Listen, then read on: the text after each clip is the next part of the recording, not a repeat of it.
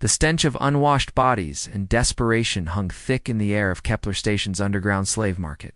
Captain Marcus Reed adjusted his worn leather jacket and tried to ignore the bile rising in his throat as he moved through the cramped corridors, lined with cages. The dim lighting cast sickly shadows across the faces of dozens of beings from across the galaxy, some defiant, others broken, all reduced to mere commodities in this hellish place. "First time in the pits, human?" rasped a voice beside him. Marcus turned to see a Vorthok trader, his forearms gesturing dismissively at the merchandise. "You have that look? All righteous indignation and moral superiority won't last long down here." Before we jump back in, tell us where you're tuning in from, and if this story touches you, make sure you're subscribed because tomorrow I've saved something extra special for you. "Just browsing," Marcus replied curtly, his hand instinctively moving to the plasma pistol concealed beneath his jacket. He wasn't here by choice. The job required it. His contact had been specific. Acquire a disposable servant, someone expendable for the dangerous salvage mission ahead. The pay was too good to refuse, even if it meant compromising his principles. The Vorthek's laugh was like grinding metal. "Browsing," he says. "Everyone's browsing until they see something that catches their eye. The auction starts in 10 minutes. Prime specimens today, fresh catches from the Outer Rim raids." Marcus nodded non-committally and continued deeper into the market. The cages grew smaller and more decrepit as he moved away from the main thoroughfare. The damaged goods that even slave traders considered barely worth keeping alive. The Zelthran warrior missing 3 limbs glared at him with hollow eyes. A young Prixian engineer rocked back and forth, mumbling equations to herself in broken standard, and then he saw her. She sat alone in the smallest cage at the very end of the row, her knees drawn up to her chest, and her head bowed so low that her long white hair cascaded around her like a waterfall of starlight. Unlike the other prisoners who watched the passing crowds with various degrees of hope or hatred, she seemed completely disconnected from her surroundings, as if she existed in some other plane of reality. Her skin held an ethereal quality that Marcus had never seen before Pelea's moonlight, but with an underlying luminescence that seemed to pulse gently with her breathing. She wore the standard gray prisoner's uniform, but even the rough fabric couldn't hide her delicate, almost fragile frame. When she shifted slightly, he caught a glimpse of intricate silver markings along her arms knot tattoos, but something that seemed to flow just beneath her skin like liquid mercury. "That one's been here for months," said a gravelly voice behind him.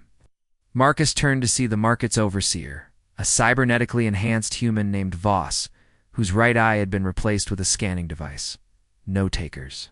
Can't blame them. Look at her. Marcus studied the girl more carefully.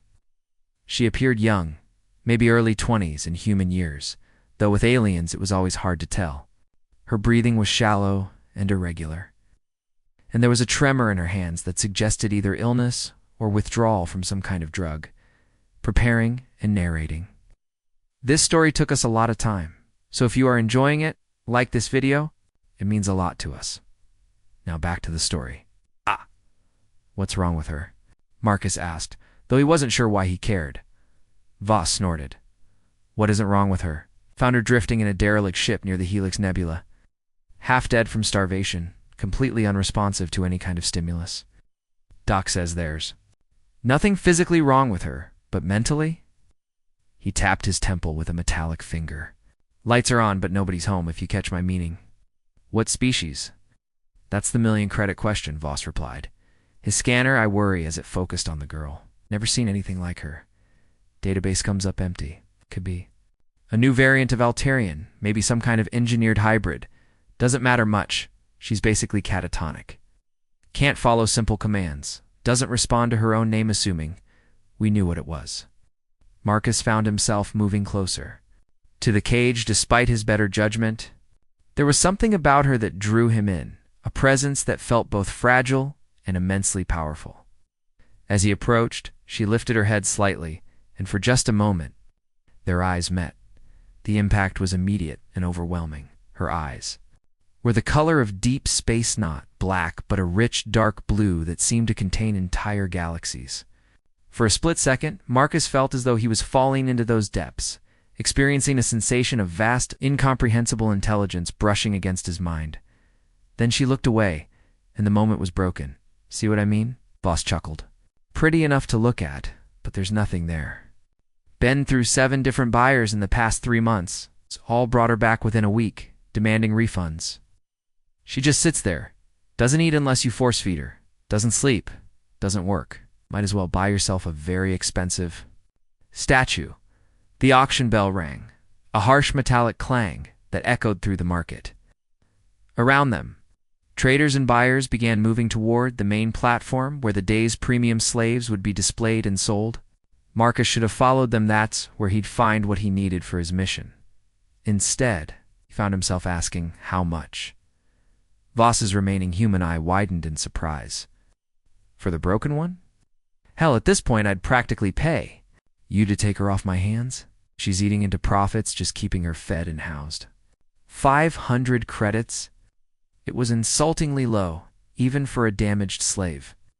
Marcus pulled out his credit chip, trying to convince himself he was making a practical decision. She might be unresponsive, but she was still humanoid, and small enough not to take up much space on his ship. If nothing else, she could serve as a distraction while he and his crew handled the real work, but even as he authorized the transaction, Marcus knew he was lying to himself. Something about the girl called to him in a way he couldn't explain. The rational part of his mind screamed that he was making a mistake. But his intuition, the same instinct that had kept him alive through countless dangerous situations, told him this was important. Pleasure doing business, Voss said, transferring the girl's ownership codes to Marcus's chip. Fair warning, though you might want to invest in some medical restraints. She gets.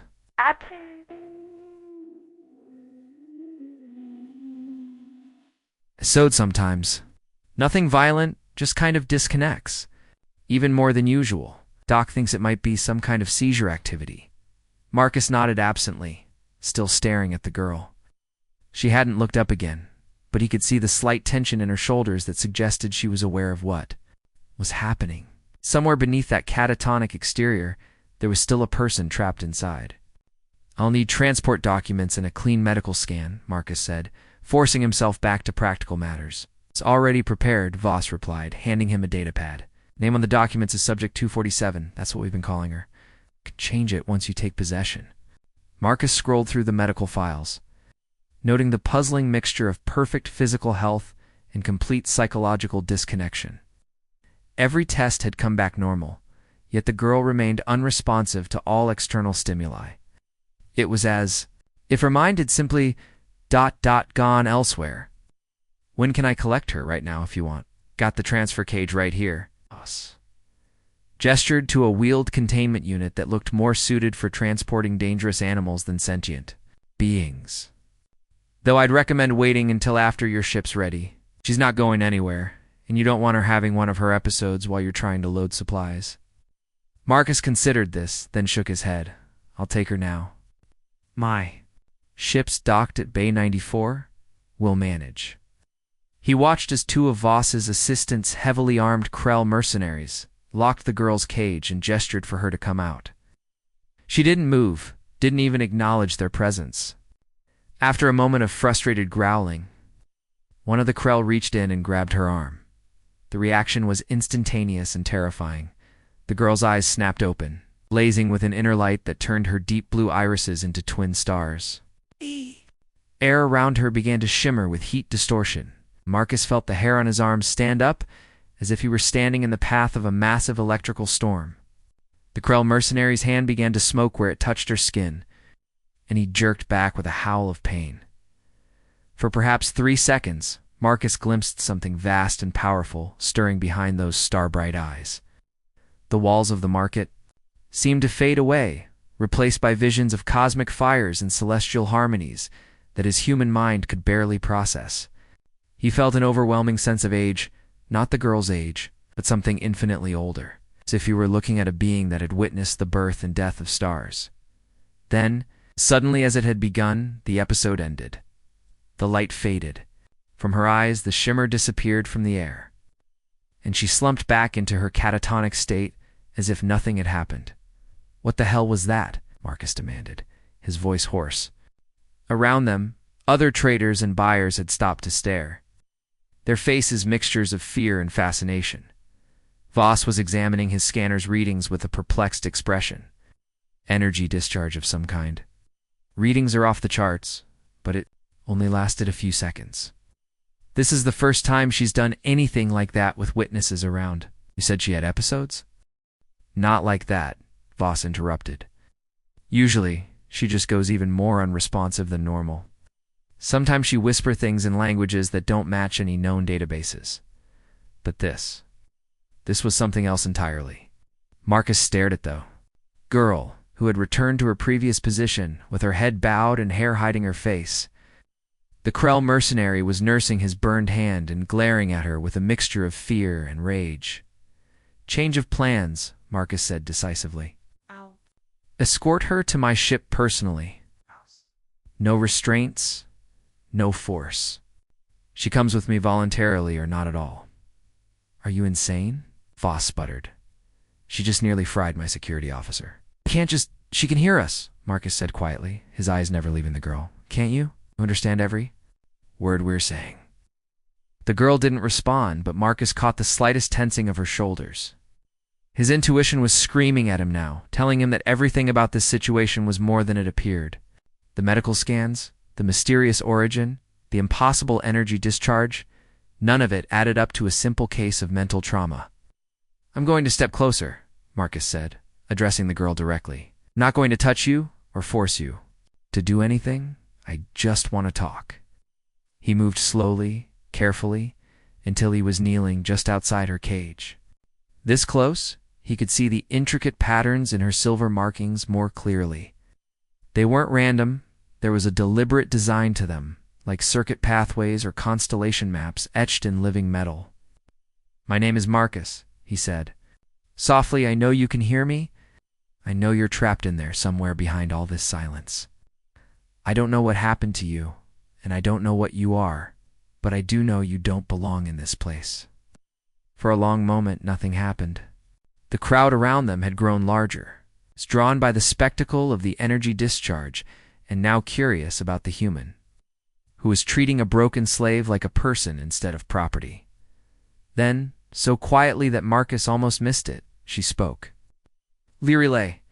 Her voice was like wind chimes in a gentle breeze, musical and haunting. The single word carried layers of meaning that Marcus couldn't quite grasp. But he understood it was important, perhaps the most important thing he'd ever heard. Is that your name? He asked gently. She lifted her head just enough to meet his eyes again, and this time there was no cosmic fire, no overwhelming presence. Just a young woman, lost and alone, looking at him with something that might have been hope. Lirile, she repeated stronger this time, then, in accented but clear standard, I remember. The crowd around them had gone completely silent. Even Voss was staring with his mouth hanging open. In all the months she'd been here, the girl Lirile had never spoken a single word. What do you remember? Marcus asked, his heart pounding with anticipation. But the moment of clarity was already fading. Confusion clouded her features, and she pressed her hands to her temples, as if fighting against some internal pressure. When she looked at him again, the awareness was dimming, retreating back behind walls of silence and disconnection. Please, she whispered, and the word carried such desperate longing that it made Marcus's chest ache. Don't let them, ... Couldn't finish the sentence, but Marcus understood. Don't let them keep me here. Don't let them break me any further than I'm already broken. I won't, he promised, and meant it with every fiber of his being. You're coming with me, Lirile. You're going to be safe. He stood and turned to face Voss, who was still staring at Lirile with a mixture of greed and fear. We're leaving. Now, hold on just a minute, Voss said, his entrepreneurial instincts overriding his shock.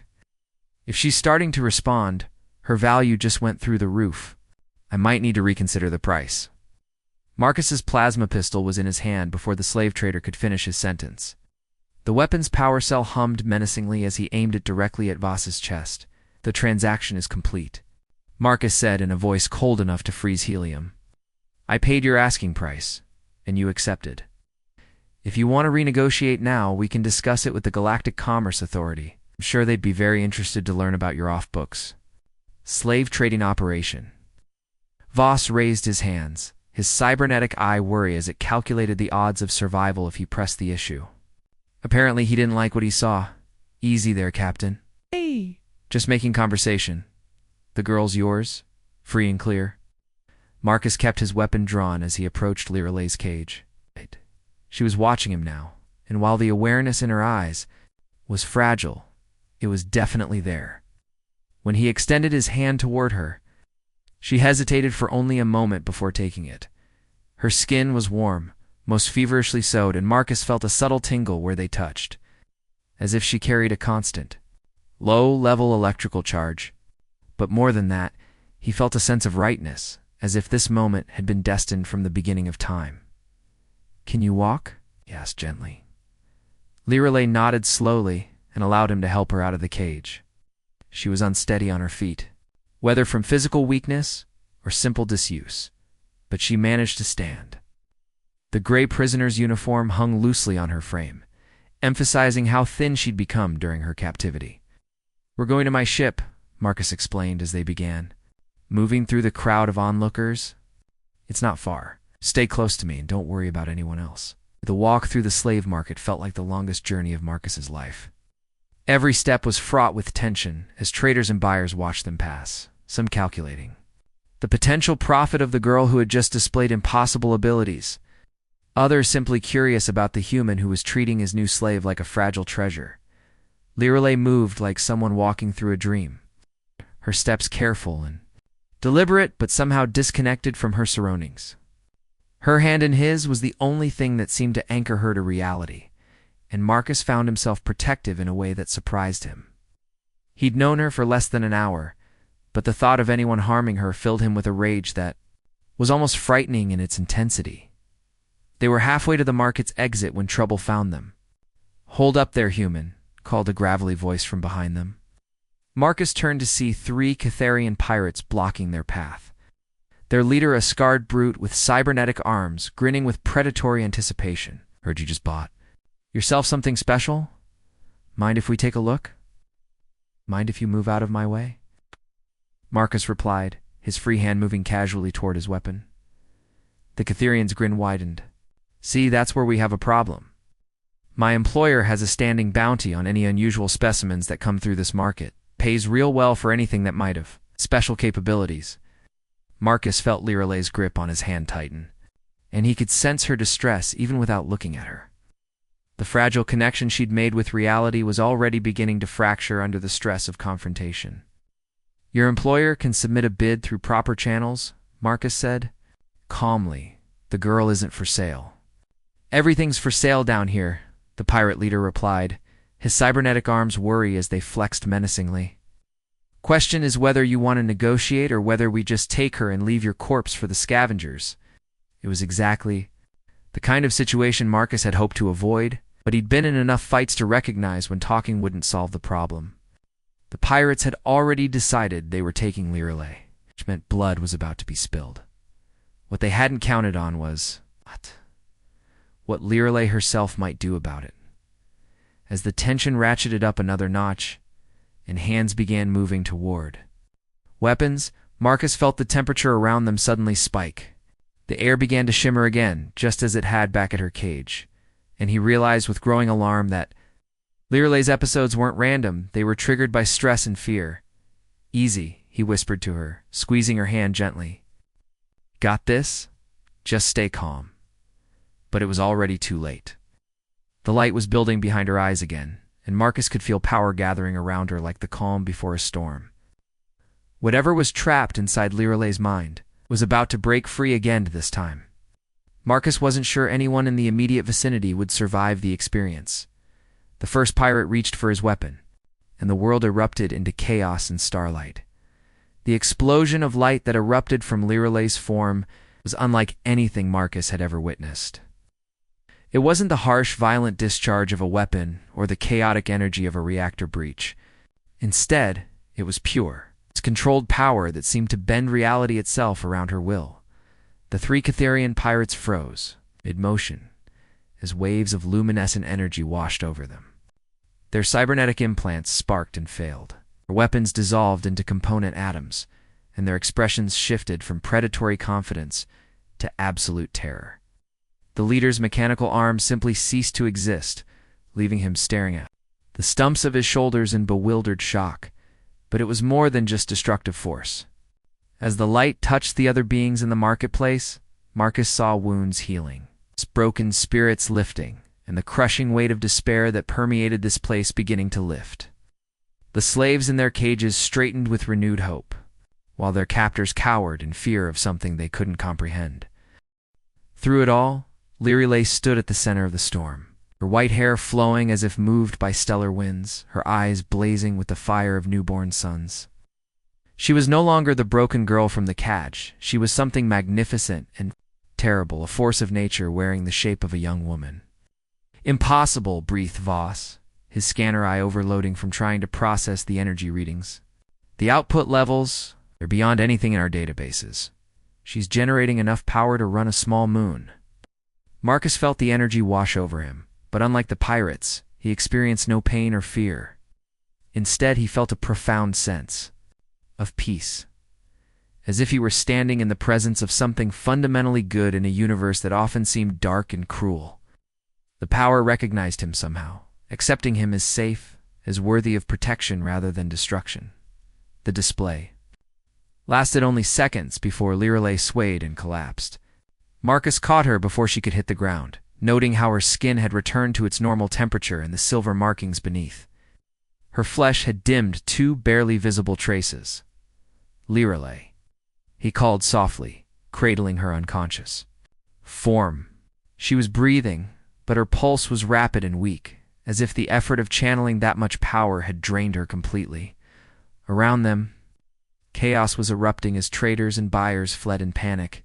The three pirates had simply vanished, not disintegrated, Marcus realized, but transported elsewhere. Probably to whatever dimension beings go when they anger a goddess. Only their leader remained, sitting on the ground and staring at where his arms used to be while mumbling incoherently about the light, the beautiful light. "We need to go," Marcus said urgently, lifting Lyrile in his arms.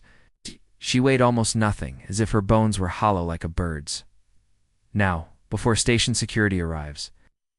But Voss was blocking their path, his remaining human eye wild with greed and terror. "You can't just take her. Do you have any idea what she is? What she's worth? The Syndicate will pay billions for a being with that kind of power." "Get out of my way," Marcus warned, but the slave trader was beyond reason now. "No, she's mine. I found her. I kept her alive. His words cut off abruptly as a new voice spoke from behind them. Clear and melodious despite its obvious weakness. "You kept me caged," Lyrile said softly, her eyes fluttering open to fix on Voss with an expression of infinite sadness. "You fed me just enough to live, but not enough to remember. You let them touch me, hurt me, try to break what was already broken." Even in her weakened state, power radiated from her words. Voss stumbled backward as if physically struck, his cybernetic implants sparking and failing one by one. "I remember now," she continued, her voice growing stronger. "Fragments, pieces, of what I was, what I am." She turned to look at Marcus, and he saw recognition in her eyes. Not just of him, but of something deeper. "You called to me. Across the darkness, across the silence, you called and I heard." "Lyrile? That name? Will do for now," she said with a ghost of a smile. "Though it is not my true name. That was taken from me, along with so much else." She struggled to sit up in his arms. Marcus helped her find her balance while keeping one arm protectively around her waist. The sound of heavy boots echoed through the marketplace as station security forces finally arrived. Their weapons drawn and their scanners sweeping for energy signatures. Marcus could see the calculation in their leader's eyes. This was no longer a simple slave market disturbance. This was a potential first contact situation with a being of unknown but clearly immense power. "Attention, citizens," the security chief called out through his suit's amplifiers. "This area is now under lockdown. All individuals will submit to scanning and questioning. They cannot hold us," Lyrile whispered, her hand finding Marcus's. but I am too weak to protect us both if they try to separate us. Marcus felt the weight of decision settling on his shoulders. His ship was docked less than a kilometer away, but it might as well have been on the other side of the galaxy, with security forces between them and freedom. He could try to fight his way out, but even his enhanced reflexes and superior training wouldn't be enough against an entire squadron of armed guards, unless... How much control do you have right now? He asked quietly. Enough, Leerily replied, understanding his unspoken question, but using my power draws attention from... Others who have been searching for me for a very long time. Before Marcus could ask what she meant, the security forces reached them. The chief was a grizzled Altarian whose forearms held weapons with practiced ease, while his squad spread out to cover all potential escape routes. You too, the chief barked, his primary weapon trained on Marcus while his secondary arms kept Leerily in sight. Identify yourselves and explain the energy discharge that just fried half the marketplace's electronics. Captain Marcus Reed, Earth Defense Force. Marcus replied calmly, though his muscles were tensed for action. This is my ... associate. We were conducting legitimate business when we were attacked by pirates. Associate? The Altarian's laugh was harsh. She just generated enough energy to power a battleship. That's not an associate, that's a weapon. And weapons of unknown origin. Get confiscated pending investigation. Marcus felt Leerily tense beside him, and he squeezed her hand in warning. The last thing they needed was another display of her powers not, because it wouldn't solve their immediate problem, but because of what she'd said about drawing attention from those who hunted her. Actually, said a new voice from the shadows. They're with me. Everyone turned to see a figure emerging from behind one of the collapsed market stalls. She was tall and elegant, with the distinctive pointed ears and silver hair of a Vale Thurin noble. Her clothing was expensive but practical, and she moved with the fluid grace of someone trained in combat. Most importantly, the credentials she held out identified her as Commander Zara Vex of the Galactic Peacekeeping Corps. Commander, the security chief said, suddenly uncertain. The GPC outranked local security forces, and their agents had jurisdiction.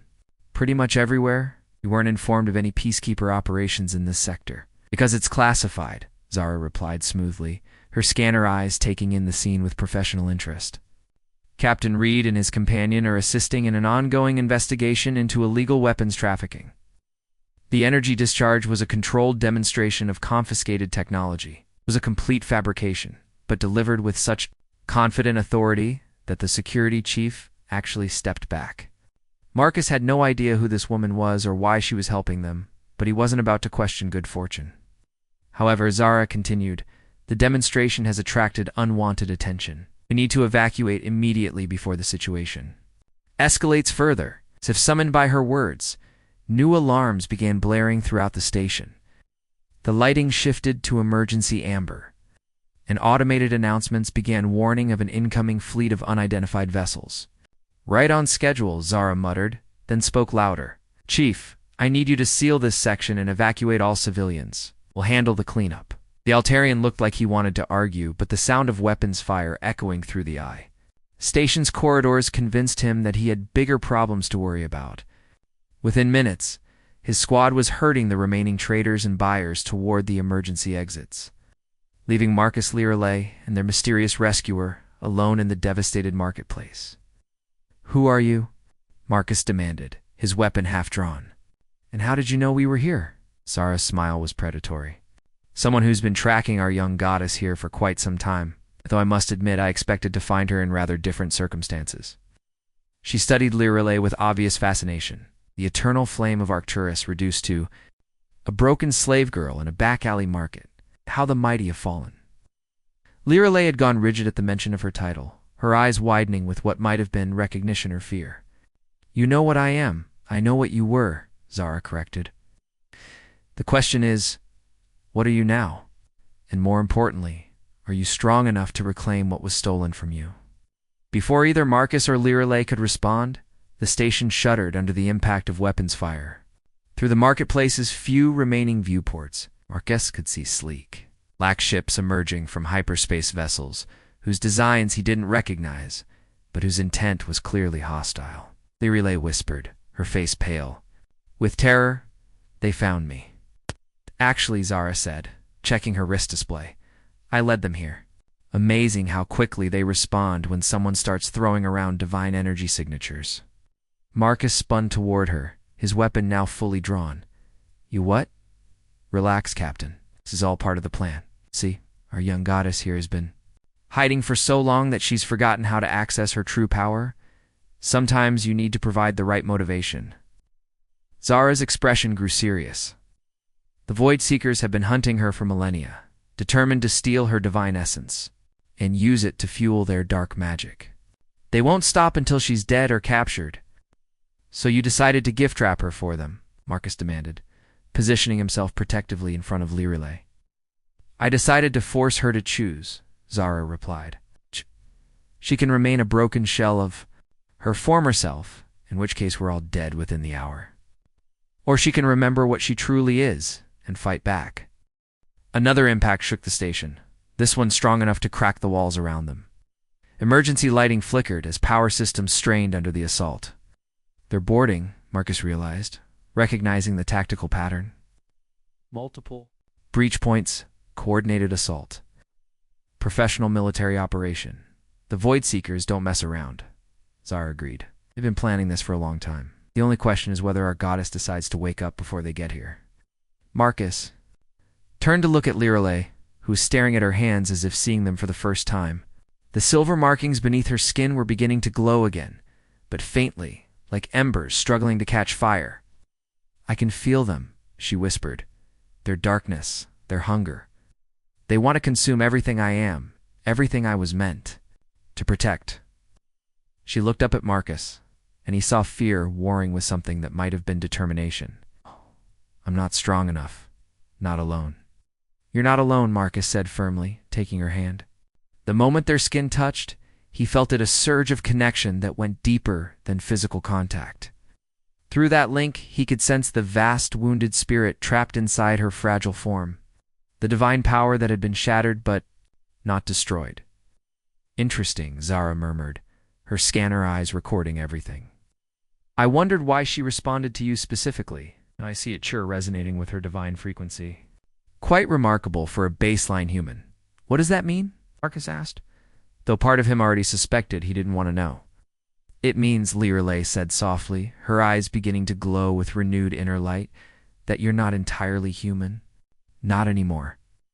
She squeezed his hand, and he felt warmth spreading up his arm. The moment you chose to protect me, to see me as more than a broken slave, something in you awakened. A spark of the divine that was always there, waiting.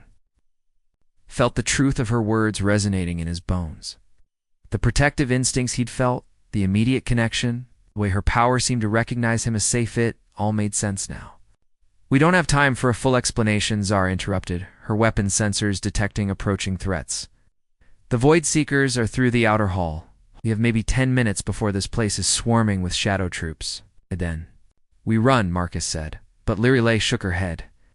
Running won't save us. They'll follow wherever we go, and eventually they'll catch us when I'm too weak to fight back. Her grip on his hand tightened. There's only one way to end this. Lirelei? No, Marcus said, recognizing the look in her eyes. He just said you weren't strong enough. Said I wasn't strong enough alone, she corrected. But I'm not alone, am I? I have you. And through our connection, I can draw on something I'd forgotten. Hope. The sound of weapons fire was getting closer now, accompanied by the distinctive energy signatures of Void Seeker technology.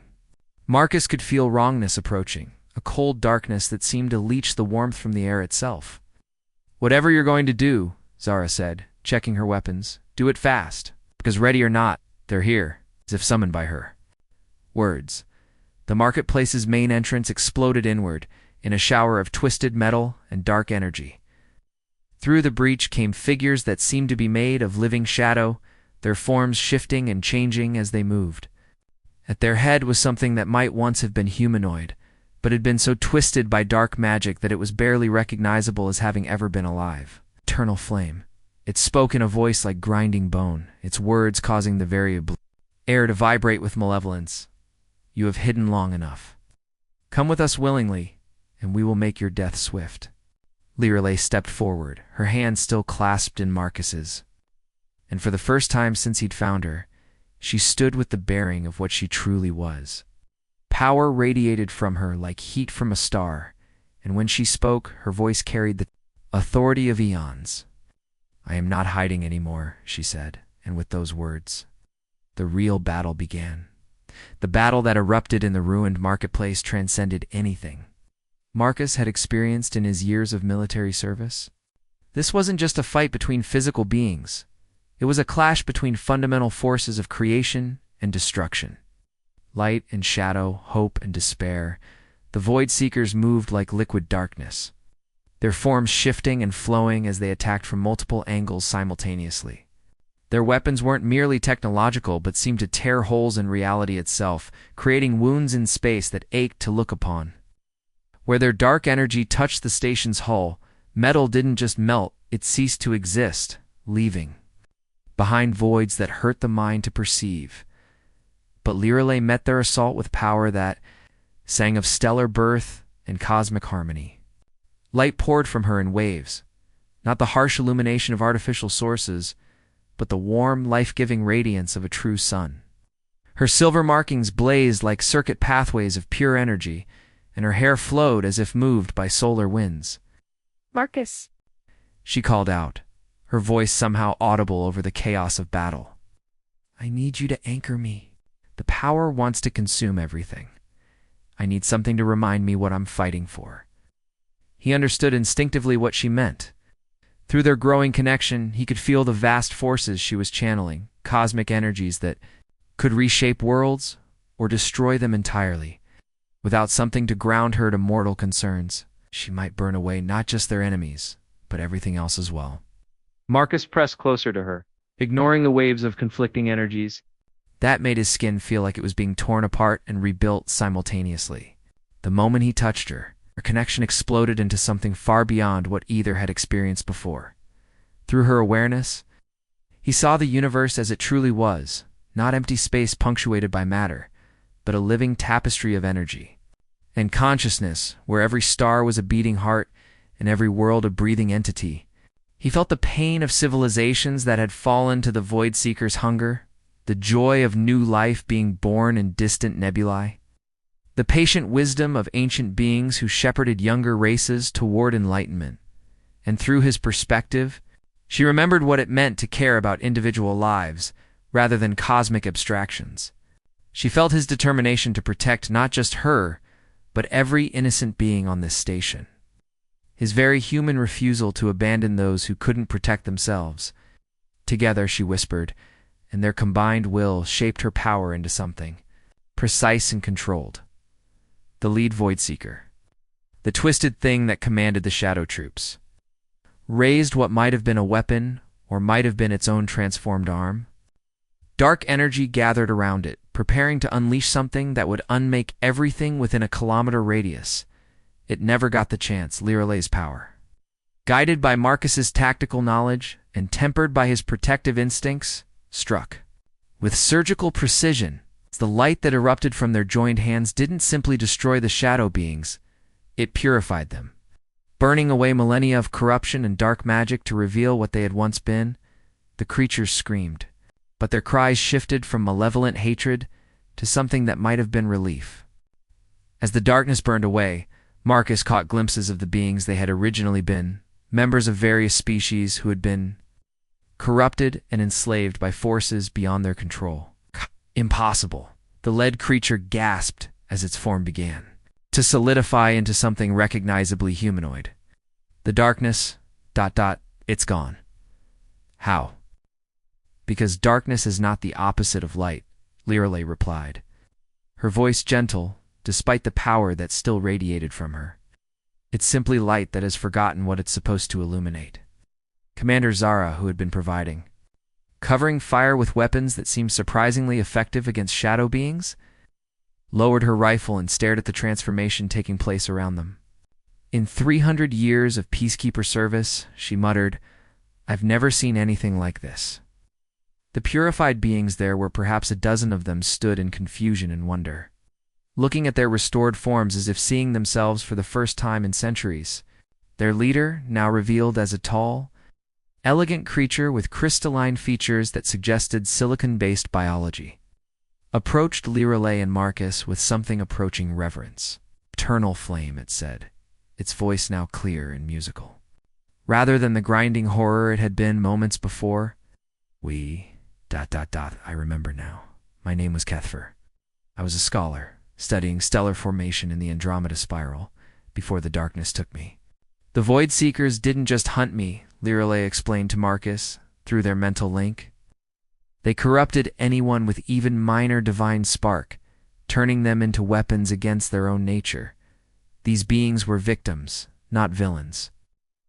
Their victory was interrupted by a new development. The station's communication system, somehow restored by the wave of purifying energy, crackled to life with an incoming transmission. The holographic display showed a figure that made Marcus's blood run cold, being of such absolute darkness that looking at it was like staring into the heat death of the universe itself. "Eternal flame," the entity spoke, its words carrying malice accumulated over eons. "You have destroyed my servants, but you have also revealed yourself. I am Malachor, Lord of the Void, and I will personally see to your destruction." The transmission shifted to show the massive ship that had emerged from hyperspace, a vessel so large it dwarfed the station, its hull seeming to absorb light rather than reflect it.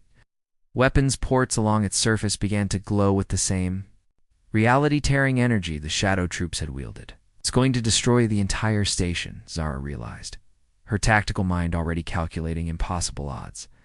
"Nothing we have can stand against a void dreadnought." "Then we don't fight the ship," Marcus said, his strategic training taking over. "We fight him directly." Lirelei turned to stare at him. "Marcus Malachor is one of the primordial entities. He's older than most galaxies, more powerful than you," Marcus interrupted gently. "Or than us." Through their connection, she felt his absolute confidence in her not as some distant goddess, but as the woman who had trusted him enough to let him anchor her power, the woman who had chosen to save her enemies rather than simply destroy them. "The docking bay," Kepler said suddenly. "My memories are returning. Malachor's power comes from the corrupted divine essence he's stolen over the millennia. But if you could reach the Nexus core at the heart of his ship... The stolen power could be returned to its rightful sources," Lirelei finished, understanding dawning in her eyes. "It wouldn't just defeat him, it would undo the damage he's caused across thousands of worlds." Right. Slight problem with that plan, Zara pointed out. "How exactly do we get aboard a ship that exists partially outside normal space-time?" Marcus was already moving toward the station's emergency equipment lockers, same way we got this far together and probably insane. Pulled out environmental suits and began distributing them. "Lirelei, can you create some kind of protective field around a small craft?" "Not for long," she admitted, "and it would take everything I have just to get us there alive." "Then we better make it count." Marcus sealed his helmet and checked his weapons, "because I didn't come this far just to watch him destroy everything you're trying to protect." The next few minutes passed in a blur of desperate preparation. The station's remaining security forces had evacuation procedures in motion, but there wasn't time to get everyone to safety before Malachor's ship completed its weapon charging sequence. Their only hope was the insane plan Marcus had proposed, a direct assault on the most powerful entity in known space. They commandeered a fast courier ship from the station's civilian docks, its pilot having abandoned it in the rush to evacuate. Kepler and several of the other purified beings insisted on coming with them, determined to make amends for their actions under corruption. "This is suicide," Zara muttered as she ran final system checks. "You know that, right?" "Probably, Marcus." Agreed, settling into the co-pilot seat while Lirelei took the navigator's position. But sometimes the impossible is the only option left. As their small ship launched from the station, Lirelei began gathering her power for what might be her final act as the Eternal Flame. The energy she channeled created a bubble of protective light around their vessel. But Marcus could feel through their connection, how much effort it required. "Whatever happens," she said softly as the void dreadnought grew larger in their viewports, "I want you to know that you gave me something I thought I'd lost forever." "What's that?"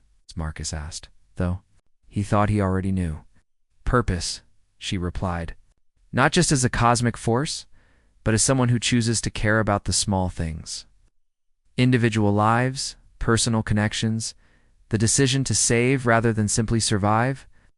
The dreadnought's defenses opened fire, filling space around them, with reality-distorting energy that would have instantly destroyed any normal vessel.